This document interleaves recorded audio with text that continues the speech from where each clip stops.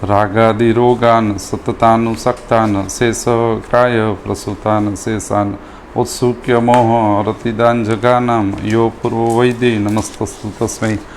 नमस्कार मित्रों, मैं वैद्य राजदीप वाडेर नागरादी चिकित्सक समूह वती आप सबका स्वागत करता हूं। और आज का जो हमारा विषय है वो प्रमेय चिकित्सित के बारे में है।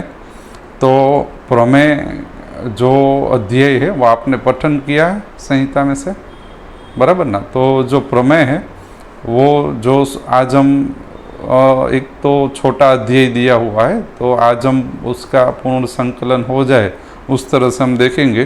तो सुरानी संहिता में क्या लिखा है कि जो प्रमेय है, सूत्र स्थान के अनुबंध में जो प्रमेय का विभाजन इसमें लिखा हुआ है वो हम देखें। तो प्रमेय की प्रकृति क्या है, प्रमेय की प्रत्यात्म लिंग या प्रमेय की मुख्य प्रकृति लिंग क्या है, प्रभुत और आविल मूत्रता। तो जो प्रभुत आविल मूत्रता ये इसका प्रधान प्रत्यात्म लिंग या इसकी प्रधान प्रकृति है।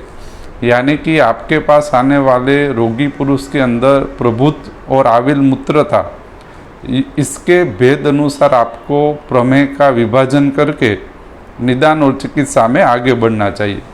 प्रमेय मुख्य रूप से कफ प्रकृति विघात पूर्वक उत्पन्न होने वाला विकार समुदाय है। यानी कि कफ प्रकृति विघात से प्रमेय उत्पन्न होता है।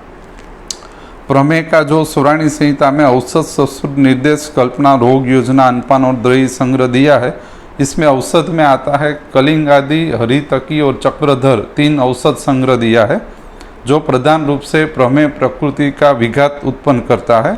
स्वश्रुत में व्यायाम, उद्वर्तन और चक्रमण, यानी कि प्रमेय प्रकृति प्रभुत आविल मूत्रता को रोकने के लिए व्यायाम, चक्रमण और उद्वर्तन यह स्वश्रुत अनुवर्तन में, यानी कि स्वस्थ संरक्षण हेतु कहा गया। यानी कि स्वस्थ धातु अनुवर्तन में लाने हेतु आपको व्यायाम, चक्रमण और उद्वर्तन प्रमेय के रोगी को अवश्य देना चाहिए। निर्देश में कफ प्रकृति निर्देश आता है। कल्पना में शोधन की बात है। स्नेह, स्वेद, वमन, विरेचन, बस्ती और नस्य, कफ, पित्त और वात अनुसार शोधन को कल्पना चतुष्क के अधिकार क्षेत्र में देना चाहिए। रोग में प्रमेय योजना में लंघन, विरेचन, बस्ती, रुक्षण, स्तंभन और ब्रूहण, जो योग्य उपक्रम आपका निदान अनुसार इसमें से योजे। प्रमेय में कौन कौन से अनपान संग्रह देने चाहिए, तो प्रधान रूप से मग, मेथी, जौ, सामो और हरिद्रा, यानी कि लंघन और रुक्षण कर अनपान संग्रह इसमें प्रधान रूप से कहे गए हैं। मग, मेथी, जौ, सामो और हरिद्रा। द्रव्य संग्रह में बस्ती, हृदय, शुक्र और ओज प्राणायतन प्रमेय रोग अंतर्गत बिगड़ते हैं। प्रमेय रोग में कौन कौन से प्राणायतन बिगड़ते हैं, तो बस्ती प्राणायतन, हृदय प्राणायतन, शुक्र और ओज प्राणायतन प्रमेय विकृति के अंतर्गत बिगड़ते हैं। प्रमेय जठराग्नि और धात्वाग्नि का व्याधि है।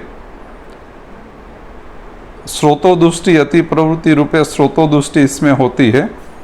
अधिष्ठान जो सुरानी संहिता में लिखे उसमें जलवाही, अनवाही, क्लेदक, अवलंबक, अपान, समान, मल, मूत्र, स्वेद, वसा, मज्जा, लसिका की दुष्टि पूर्वक प्रमेय उत्पन्न होता है। प्रमेय का समुत्थान इसमें लिखा है कि प्रमेय 3 दोषों से उत्पन्न होता है, लेकिन प्रधान रूप से कफ प्रकृति विघात से प्रमेय उत्पन्न होता है, जिसमें पूर्ण शरीर में शिथिलता उत्पन्न होने के पूर्वक कफ वर्गीय अधिष्ठान रस, मांस, मेद, मज्जा, शुक्र, कफ वर्गीय अधिष्ठान को और क्लेद को बिगाड़कर प्रमेय प्रकृति उत्पन्न होती है।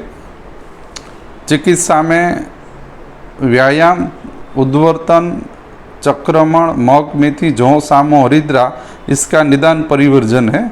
उपक्रम में लंघन, रुक्षण और स्तंभन उपक्रम प्रमेय के अंदर चलाना चाहिए। और चिकित्सा सूत्र में लंघन, दीपन, पाचन, वमन, विरेचन और बस्ती का उपयोग करें। संप्राप्ति विघटन प्रमेय के अंदर प्रभुत आविल मूत्रता बंद हो और निर्गंध, विशद, कटु मूत्रता और बलवर्ण प्रसन्नता उत्पन्न हो, तब प्रमेय का संप्राप्ति विघटन हमें समझना चाहिए। बराबर। प्रमेय के कितने प्रकार है?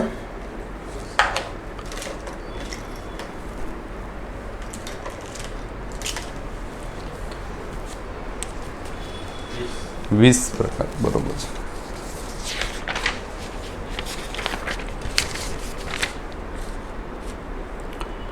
कफज प्रमेय, पित्तज प्रमेय और जो वातज प्रमेय है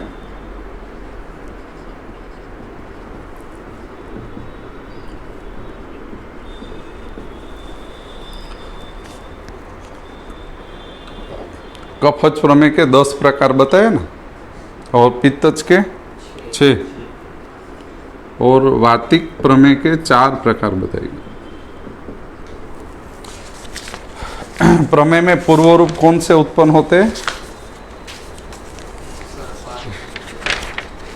स्वेद, अंगंध, शिथिलांगता, शय्यासन, स्वप्न सुखे रति, नेत्र, जीवा, श्रवणस्य उपदे, घनांगता, केश, नख, दंत वृद्धि, शीत प्रियत्व, गल तालु, शोष, माधुर्यास्य, करपादा, मूत्रे अभिधावंती पिपलिका, इतने प्रमेय के पूर्व रूप बताए गए। प्रमेय के निदान कौन से बताए गए हैं? आसिया सुख, स्वप्न सुख, दधि, ग्राम्य, ओदक, आनुप, मांस यानी कि नवान, दधि, ग्राम्य, ओदक, आनुप, मांस रस सेवन, पय, नवान्नपान, गुड़ विकृति, यह प्रधान रूप से कफज प्रमेय के हेतु है, जो प्रधान रूप से सभी प्रमेय में लागू होते हैं, और यह जो कफज प्रमेय है वो साध्य है। पित्तज प्रमेय में पैतिक निदान और प्रमेय के अधिष्ठान यानी कि मेद, मांस, शरीरस्य क्लेद आदि दुष्टिपूर्वक पित्तज प्रमेय उत्पन्न होता है, और वातिक प्रमेय में भी वातिक निदान सेवन पूर्वक कफ प्रमेय के अधिष्ठान दुष्टिपूर्वक वातिक प्रमेय उत्पन्न होता है। प्रमेय के प्रधान रूप से दोष और दूष्य कौन कौन से बताए गए हैं? एक तो त्रिदोष इसमें है, और दूसरे में रस, मांस, मेद, वसा, मज्जा, लसिका, ओज, शुक्र, अंबु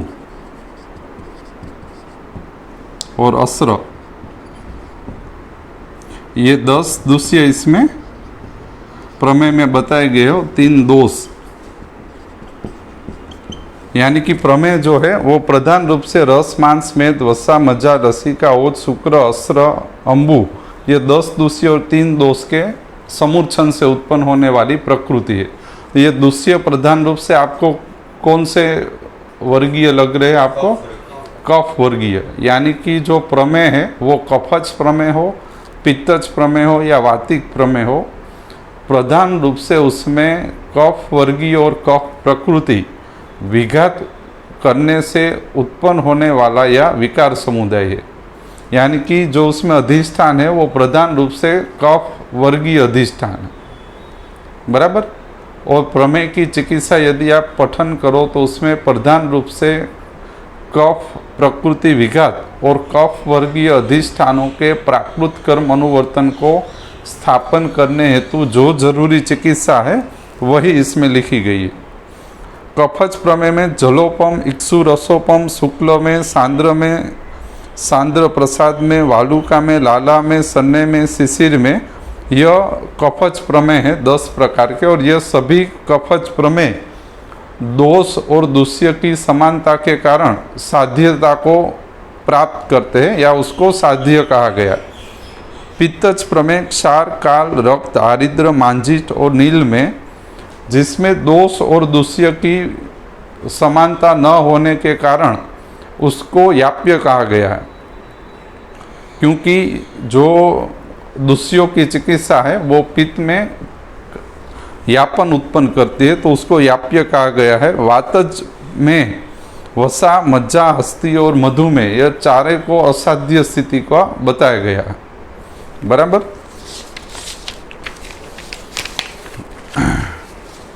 प्रमेय की सामान्य चिकित्सा इसमें लिखी है कि संशोधन यदि योग्य प्रमेय हो तो उसको पहले अनुक्रम से संशोधन देना चाहिए। यदि संशमन योग्य हो तो उसमें संशमन प्रयोग चालू करवाए, और संशोधन योग्य प्रमेय को भी अनुक्रम से शोधन के बाद संसमन योग चालू करवाए। संसमन किनसे करवाना चाहिए? तो कसाई, मंथ, यव, लघु भक्ष्य आदि से संसमन प्रयोग करवाना चाहिए। प्रमेय में कौन कौन से आहार द्रव्य दे? विसिकर, चांगल, प्रतुद, मांस, रस का सेवन, जव के विकल्पों का भक्षण यानी कि जवनो उपयोग અને એના જવના વિકલ્પોનો ઉપયોગ કરવો, મુદ્ગ આદि के यूज, रुक्षान्न पान, तिक्त शाक रक्तशाली, नसोतेर तेल युक्त और सरसों तेल युक्त साली, तृणधान्य નો મધ સાથે પ્રયોગ કરવો। એટલે પ્રધાન રૂપ સે એવા જ આની અંદર અન્નપાન અને માંસરસ અને પેય છે જે લંઘન વૃક્ષણકર હોય અને પ્રમેય પ્રકૃતિમાં વિઘાત ઉત્પન્ન કરતા હોય। એક પણ સંતર્પણકર અન્નપાનનો પ્રમેયની અંદર ઉલ્લેખ નથી, સિવાય કે વાતિક પ્રમેયની અંદર શુદ્ધ વાતિક પ્રમેયમાં ઘૃત અને તેલનો ઉપયોગ છે। બરાબર, એટલે તમારે પ્રમેયની અંદર પ્રધાન રૂપથી અપતર્પણકર અને લંઘન વૃક્ષણકર અન્નપાન દેવા જોઈએ। એટલે આપણે આઈની સાદી જે આપણી અન્નપાન શૈલી છે એમાં મગ, મેથી, જવ, સામો, હરિદ્રા અને આ વર્ગના જેટલા પણ અન્નપાન છે સાંપ્રત આપણે જે વાપરી છે એ બધાય અન્નપાન પ્રમેયમાં દેવાય। મગ, મેથી, જવ, સામો, હરિદ્રા, મુદ્ગાદી યુ વૃક્ષાન્ન પાન, तिक्त शाक रक्तशाली એટલે કડવા શાક ને રક્તશાલીનો ઉપયોગ કરાય। આપણે આ જ વાપરી છે, મગ, મેથી, જવ, સામો, હરિદ્રા, કડવા બધાય શાક। બરાબર, દૂધી, ગલકા, તુરિયા, કારેલા, ગુવાર, પરવળ આનો પ્રમેયની અંદર ઉપયોગ કરી છે। પણ શાક કરતાં વધારે પડતા વૃક્ષાન, કઠોળ, તૃણધાન્યનો વધારે ઉપયોગ કરવો। પછી શું આપ્યું છે? 10 કસાયો આપ્યા છે પ્રમેયની અંદર। એમાં આપણે કફજ પ્રમેય માટેના જે કસાયો છે એ આપણે લઈ લીધા હતા, બરાબર ને?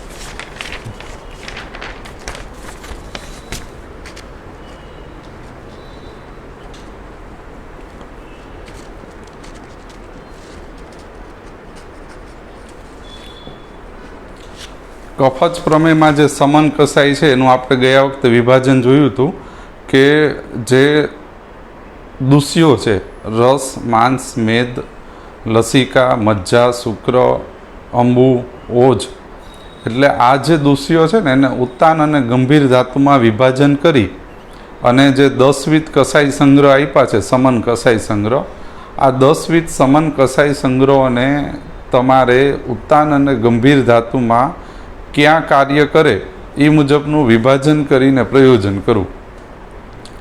પ્રમેયની અંદર બતાડેલા 10 કસાઈ અધિષ્ઠાન મુજબ પ્રયોજન કરવાનું। માંડ્યો રસ, રક્ત, માંસ, મેદ, અસ્થિ, મજ્જા, શુક્ર, ઓજ, લસિકા, અંબુ એ મુજબ આનું પ્રયોજન કરવું। જેમ કે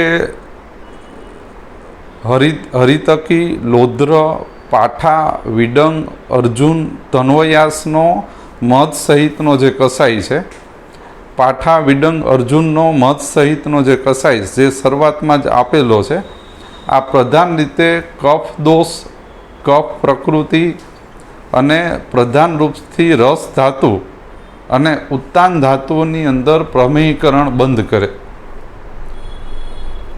હરિતકી, લોદ્ર, પાઠા, વિડંગ, અર્જુન, ધન્વયાસ, પાઠા, વિડંગ, અર્જુન કસાઈનો મધ સહિતનો જે ઉપયોગ છે એ કફ દોષ, રસ, રસમાં પાચન અને ઉત્તાન ધાતુની અંદર દોષોના પાચન માટે આનો ઉપયોગ કરવો। ઉત્તાન ધાતુમાં એટલે રસ, માંસ, મેદ આને ઉત્તાન ધાતુ કહેવાય। બરાબર, ઉત્તાન ધાતુઓની અંદર આનો ઉપયોગ કરવો। હવે ઉત્તાન ધાતુ જ બગડી હોય तो प्रधान रूप थी शिशिर में, शुक्ल में, जलोपम जेवा में उत्पन्न थाय। जलोपम शिशिर में, शुक्ल में प्रकारना में उत्पन्न थाय। એટલે રસ, માંસ, મેદ, ક્લેદ ને અંબુ આટલી ધાતુ બગડે ત્યારે આ રીતના કષાયોનો આપણે ઉપયોગ કરી શકીએ. તો આની અંદર હજી આપણે અધ્યયન કરવું જોઈએ, પણ મુખ્ય રીતે ઉત્તાન ધાતુ અને રસ અને અંબુ આશ્રિત આ પ્રમેયમાં આટલા કષાય વાપરવા. હવે દારવી, વિડંગ, ખદીર, કઠ, અગરુ, ચંદન, પછી દારવી, અગ્નિમંત, ત્રિફલા, પાઠા, મુરવા, સ્વદંષ્ટા અને દારવી, અગ્નિમંત અને ત્રિફલાનો કષાય આપ્યો. એટલે દારવી, દારૂ હરિદ્રાના જે કષાયો આપ્યા છે 3, આ પ્રધાન રૂપથી વસા, મજ્જા, લસિકા અને ઓજ એટલે કે ગંભીર ધાતુ જે છે ઉત્તાન પછીની, આની અંદર સાંદ્ર મેં, સાંદ્ર પ્રસાદ મેં અને લાલા મેં ઉત્પન્ન થાય ગંભીર ધાતુના દુષ્ટીકરણથી. ત્યારે આટલા સમન કષાયોનો ઉપયોગ કરવાથી ગંભીર ધાતુઓની અંદર પ્રમેયીકરણ દૂર થાય. દારવી, વિડંગ, ખદીર, કઠ, અગરુ, ચંદન, સાંદ્ર પ્રસાદ મેં અને લાલા મેમાં આમાં આપણે ઉલ્લેખ કર્યો છે. પછી અસ્ત્ર, મેદ, શુક્ર અને ઓજ, આની અંદર હરિતકી અને ગિલોય, હરિતકી, સપ્તપર્ણ અને ચિત્રક અને ચવ્ય, ચિત્રક, હરિતકી, ગિલોય અને ઉસીર, આનો અસ્ત્ર, મેદ, શુક્ર અને ઓજ અંતર્ગત ઉપયોગ કરવો. આ કફચ પ્રમેયના 10 કષાયોનું ઉત્તાન અને ગંભીર ધાતુઓમાં જે પ્રમેયીકરણ થયું હોય તદ અનુસાર વિભાજન કરીને પ્રયોજન કરવું. આપણે શું કરાય, જે દ્રવ્ય સંગ્રહ અંદર આપ્યા 10 કષાયમાં જેટલા દ્રવ્યો ઉમેર્યા, આ દ્રવ્યોનું અધિષ્ઠાન પરક કર્મનું વિભાજન કરી અને જે દ્રવ્ય સંગ્રહ કયા અધિષ્ઠાન ઉપર સવિશેષ કાર્ય આપણને આપશે એ મુજબ અભ્યાસ કરી અને તમારે સમન કષાય પસંદ કરવા. માંડી આમાં લખ્યું છે ભાઈ અસ્ત્ર છે, શુક્ર છે, એની અંદર આપણે ગિલોયના જે કષાય છે જેમ કે અજમાઈન, ચવ્ય, ચિત્રક, હરિતકી, ગિલોય, ઉસીર અને હરિતકી ગિલોયનો કષાય છે. તો જે શુક્ર ધાતુ છે એમાં પ્રધાન રૂપે તિક્ત રસવાળા અને હરિતકી ગિલોય શું છે, વાતસોની સ્થાપન કરે. એટલે આમાં અસ્ત્ર, શુક્ર જેવી ધાતુઓને ધ્યાનમાં રાખી અને પ્રમેયીકરણ દૂર કરવાનો ઉપયોગ કરવો. જેમ કે શુક્ર ધાતુઓમાં શું ચિકિત્સા બતાવી? શુક્ર ધાત્વાગ્નિમાં શું ચિકિત્સા બતાવી છે? તિક, મધુર, ઔષધ સિદ્ધ, ક્ષીર, સર્પી અને બસ્તીનો ઉપયોગ કરવો. એનો મતલબ એવો થાય કે તિક, મધુર, કસાઈ, ઔષધ સંગ્રહ જે છે એ શુક્ર ધાત્વાગ્નિ ઉપર સવિશેષ પરિણામ આપશે. એટલે તમારા કસાયોની અંદર એ રીતનું ચયન તમારે કરવા. બરાબર? શુક્ર મજ્જા લગીન આ જ રીતે છે. બરાબર? પછી આવે છે પિત્તજમે. પિત્તજમેમાં જે સમન કસાયો આપ્યા છે એમાં મુખ્ય રીતે જે વિભાજન છે ક્ષાર, કાલ, નીલ, લોહિત, માંજિષ્ટ અને આરિદ્રમે, એમાં ઉસીર પ્રધાન જે કસાયો છે, ઉસીર, લોધ્ર, અર્જુન, ચંદર અને ઉસીર, હરિતકી, આમલકી અને મોથનો કસાય. તો આ શું કરે? પિત્તજમેનું રસ અને ઉત્તાન ધાતુઓમાં પ્રમેયીકરણ દૂર કરે. ઉસીર, લોધ્ર, અર્જુન, ચંદન કસાય, ઉસીર, હરિતકી, આમલકી અને મોથનો કસાય જે પ્રધાન રૂપે રસ અને ઉત્તાન ધાતુઓમાં પિત્તનું પ્રમેયીકરણ દૂર કરે. અને ક્ષાર, કાલ, નીલ, લોહિત, માંજિષ્ટ અને આરિદ્રમ એને તમે ઉત્તાન અને ગંભીર ધાતુ મુજબ વિભાજન કરી શકો કે આ પ્રકારનું જો મેહકરણ થતું હોય તો આ ઉત્તાન ધાતુની પ્રમેયીકરણમાંથી ઉત્પન્ન થાય. જેમ કે હું તમને કહું લોહિત મેં છે અને નીલ મેં છે, તો લોહિત મેં અને નીલ મેં રક્ત અને ગંભીર ધાતુમાંથી ઉત્પન્ન થાય. બરાબર? માંજિષ્ટ અને આરિદ્ર મેં જે છે એ રક્ત, માંસ અને મેદમાંથી ઉત્પન્ન થાય. રક્ત, માંસ અને મેદ ધાતુમાંથી માંજીષ્ટ અને હારિદ્રમે ઉત્પન્ન થવાની મહત્તમ સંભાવના. બરાબર. હવે રક્ત, માંસ, મેદ એટલે ઉત્તાન ધાતુ, અને એની અંદર શું આપણે વાપરી શકીએ? પરવળ, નીમ, આમલકી, ગિલોય કસાઈ, રક્ત, માંસ, મેદ, મોથ, હરિતકી, પદ્મકાષ્ઠ, ઇન્દ્રજવ કસાઈ, લોધ્ર, વાળો, ચંદન અને ધાવડીનો કસાઈ. આમાં લોધ્રનો કેમ 2-3 જગ્યાએ લોધ્ર પ્રધાન કેમ આપ્યું છે? કારણ કે લોધ્ર શું કરે? સંગ્રહણીય છે ને. લોધ્ર એટલે દીપનીય, સંગ્રહણીય અને સ્તંભન, લંઘન, વૃક્ષણ, સ્તંભન ત્રણેય સ્થિતિ ઉત્પન્ન કરે. અને એટલે પિત્તની અંદર લોધ્રનો નો ઉપયોગ 2-3 વાર લખ્યો. બીજું, પિત્ત જે છે એ ક્યાંથી ઉત્પન્ન થાય? શરીરમાં અન્નવાહી સ્રોતસમાંથી. આપણા શરીરની અંદર જે અન્નવાહી સ્રોતસ છે એની અંદર પિત્તનું ઉત્પન્ન થવાનું થાય. વિકૃત અને પ્રાકૃત 2 પિત્ત. એટલે અન્નવાહી સ્રોતસ છે ને એ દીપનીય અને સંગ્રહણીય પ્રધાન છે.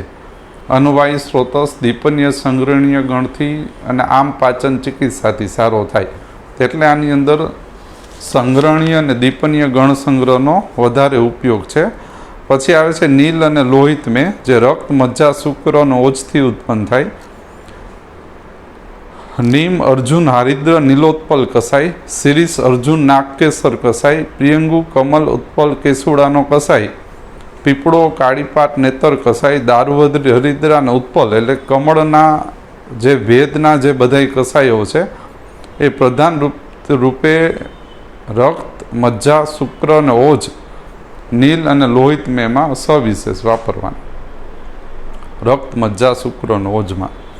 પછી વાત એટલે આ તમારે કાંઈ ન કરે, દ્રવ્ય જે આપ્યા છે ને એને ધાતુવારે જોડી અને એમાંથી તમારે કસાઈ પસંદ કરવાની.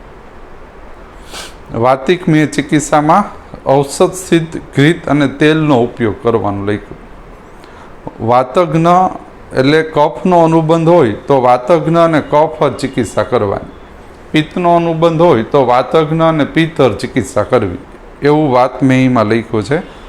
એમાં કફ, વાતજ્ઞ, કસાઈ અને સ્નેહ લખ્યો. ત્રિકંટકાદ્ય એટલે ત્રિકંટક, લોધ્ર, પાઠા, અસ્મંતક અને ભલ્લાતક સિદ્ધ કસાઈ અને સ્નેહનો ઉપયોગ કરવો વાતિક મેમાં. તો એ શું છે?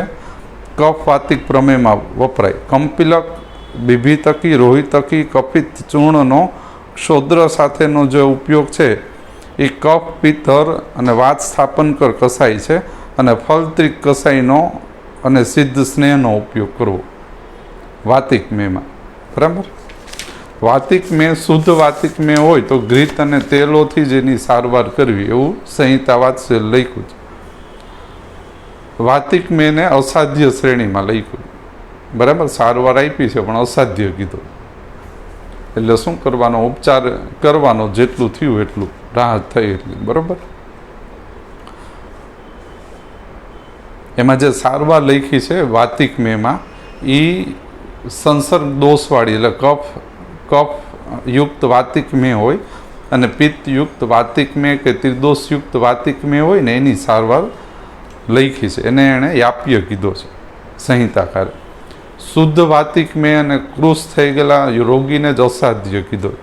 એટલે આમાં જે ચિકિત્સા આપી છે ને કફયુક્ત, પિત્તયુક્ત અને ત્રિદોષયુક્ત વાતિક મેંની આપી છે. એટલે કફ, પિત્ત અને ત્રિદોષર કસાયોથી સિદ્ધ સ્નેહોનો વાતિક મેમાં ઉપયોગ કરવાનો. પછી એ છે આસવ. આસવનો ઉપયોગ છે લોધ્રાસવ, ભલ્લાતકાસવ ને દંત્યાસવ. 3 આસવ લખ્યા છે. ભલ્લાતક, લોધ્રાસવ ને દંત્યાસવ. આસવ વરિષ્ઠ શું કામ કરે? આસવ વરિષ્ઠ આપણા શરીરની અંદર અન્ન જે આપણે અન્ન ગ્રહણ કરીને જયમાં પછી લેવાનો હોય ને આસવ વરિષ્ઠ, આપણે જે અન્ન ગ્રહણ કરી એનું ઉત્તમ પરિણામ કરાવે અને એને દોષકરણ મલિનીકરણ અને ધાતુઓના શિથિલીકરણ કરતું દૂર કરે આસવરિષ્ઠ. એટલે એની અંદર આમાં આસવનો ઉલ્લેખ છે. લોધ્રાસવ, ભલા તકાસવ અને દંતિયાસવ. કયા પેય વાપરવા? તો સુરોદક, કુશોદક, મધુદક પીવા માટે પ્રમેયને, સારોદક, કુશોદક, મધુદક, ત્રિફલા રસ, સિધુ મધ્ય અને માધ્વિક મધ્યનો ઉપયોગ કરવો.